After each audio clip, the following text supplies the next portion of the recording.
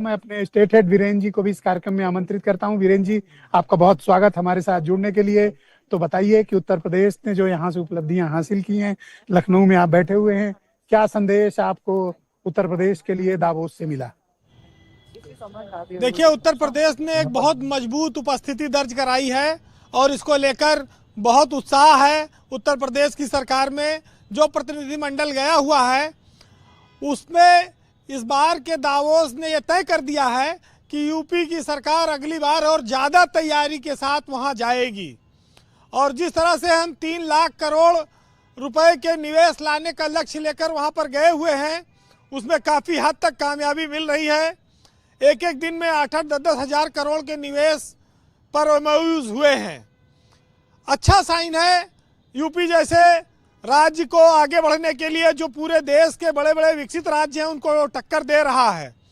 और क्या चाहिए, हम डाटा सेंटर से लेकर ग्रीन एनर्जी से लेकर लाखों करोड़ों रुपए के निवेश ला रही योगी सरकार के लिए एक बड़ा सफलता का एक मौका बना है दावोस। और जो टक्कर है वो बताती है कि आगे और तैयारी से आना है। जो कमियां रह गई हैं उनको अगले साल और पूरा करके आना है। आंध्र प्रदेश से सीखना चाहिए और उनके लेवल की तैयारी करके आना चाहिए अगली बार उत्तर प्रदेश को। यहाँ देशों से कंपटीशन नहीं है, यहाँ मैंने अच्छी चीज देखी कि राज्यों का राज्यों से कंपटीशन है।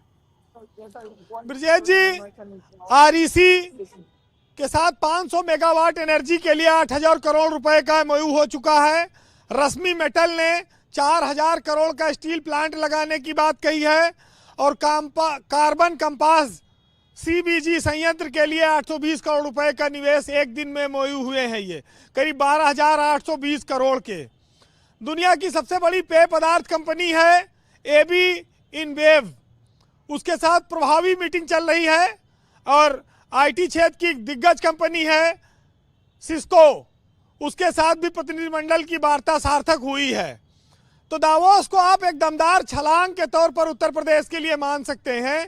और निवेश 2.5 लाख करोड़ होगा कि 3 लाख करोड़ होगा, ये बात की बात है, लेकिन हम कितने प्रभावशाली साबित हुए हैं ये ज़्यादा अहमियत रखता है। डाटा सेंटर की जानकारी आप लोगों को पहले हो चुकी है, लेकिन दुनिया को हमने अपनी अहमियत बताई है, अपना फोकस बढ़ाया है। हम उद्योग के लिए उत्तर प्रदेश में लोगों को आमंत्रित कर रहे हैं, उनके लिए अच्छा माहौल दे रहे हैं। पहली बार वीरेंद्र जी आपने ये प्रयोग किया कि भारत समाचार को दावोस जाकर ग्राउंड जीरो से इस तरह की घटनाक्रम को कवर करके, जो हिंदी भाषी दर्शक हैं, ये सिर्फ अंग्रेजी वाले लोगों के लिए नहीं बल्कि हिंदी के दर्शकों के लिए भी दावोस में क्या कुछ चल रहा है, उनके जीवन में क्या प्रभाव पड़ रहा है, उत्तर प्रदेश और देश को क्या हासिल हो रहा है, इसके बारे में कवर करने के लिए। तो आप बताइए कि हमारी कवरेज की क्या चर्चा आपको उत्तर प्रदेश में सुनाई दी? देखिए, ये पहली बार हो रहा है जब लोग दावोस को इतनी गंभीरता से जान रहे हैं।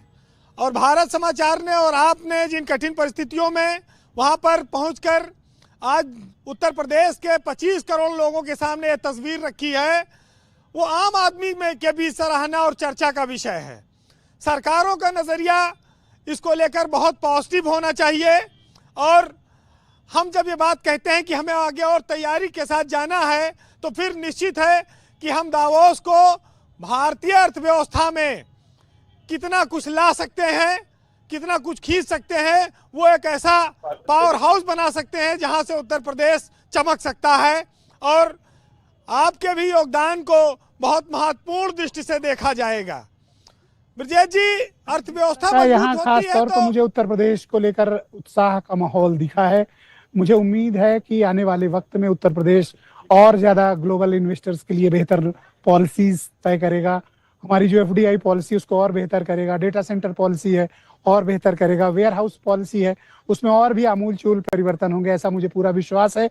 और हम अगली बार इससे ज्यादा बड़ी तैयारी के साथ दावोस आएंगे ताकि हम अपने प्रदेश के लोगों को ज्यादा से ज्यादा सर्व कर सकें, उन्हें बता सकें कि ग्लोबल पर्सपेक्टिव क्या है। वीरेंद्र जी, देखिए, इसी को काया पलट कहते हैं। यही है, जब फैक्ट्री आएगी, उद्योग लगेगा, नौकरी मिलेंगी, हम दुनिया के साथ मुकाबला करेंगे और हम उत्तर प्रदेश को विकसित राज्य बनाएंगे। एक जमाने में एक नारा आया था, उत्तर प्रदेश बनेगा उत्तम प्रदेश। हम उसी उत्तम प्रदेश की प्रतीक्षा में हैं और दावोस से वहां से बहुत सारी उम्मीदें लेकर आ रहे हैं और ये यूपी के विकास में ये इस बार का दावोस मील का पत्थर साबित होगा। योगी आदित्यनाथ की सरकार जिन उपलब्धियों की चर्चा करती है, दावोस वहां से बहुत सारी उनके साथ तमाम नई उपलब्धियां लेकर आ रहा है। तो ये जी माना जाए कि वीरेंद्र जी, यूपी conclude विकास के करें, रास्ते पर तेजी से आगे बढ़ रहा है और वो देश के विकसित राज्यों को टक्कर देने की स्थिति में है।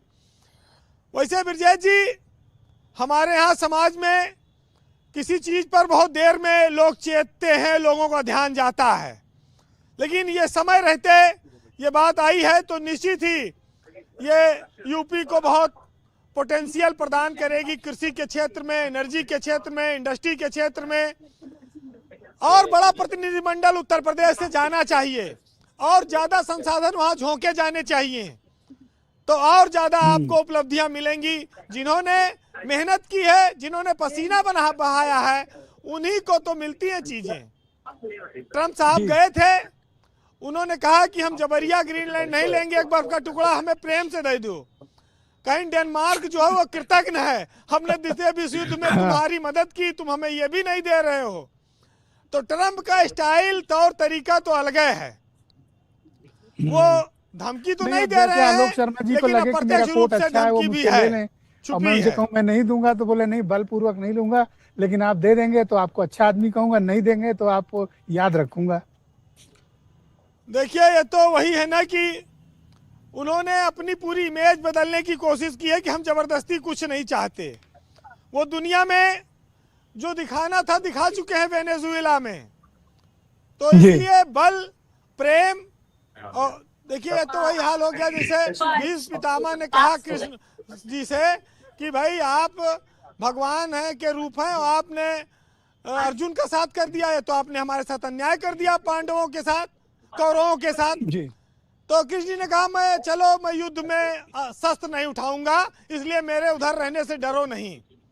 लेकिन बाद में फिर वो शस्त्र उठा लिए, पहिया रथ का लेके दौड़े थे जब अर्जुन का रथ टूट टाट गया एकदम। तो वैसे समझ लो कि ट्रम्प भी कह रहे कि हम जबरदस्ती नहीं लेंगे, लेकिन पता नहीं कब मौका आ जाए, पलट जाए, कोई भरोसा नहीं है। तो फिलहाल जी कंक्लूड करें। फिलहाल सुनिएगा कि उत्तर प्रदेश को अब आप किस रूप में देखना और जानना चाहते हैं कि हौसले दिल में जब मचलते हैं, आंधियों में भी चिराग जलते हैं, और मुक्त हूँ कर्तव्य की चिंताओं से, और वर्ष से कुछ मुझे आराम है, हर किसी के वास्ते हर वस्तु है, यहाँ हमारे ऐश्वर्य का यह पैगाम है, और पैदा नजर नजर में एक ऐसा मुकाम कर कि दुनिया सफर करे तेरे दामन को थाम कर। बहुत शुक्रिया वीरेंद्र जी, आपका बहुत धन्यवाद और बहुत शुक्रिया हमारे साथ जुड़ने के लिए। बहनों भाइयों, इस दावोस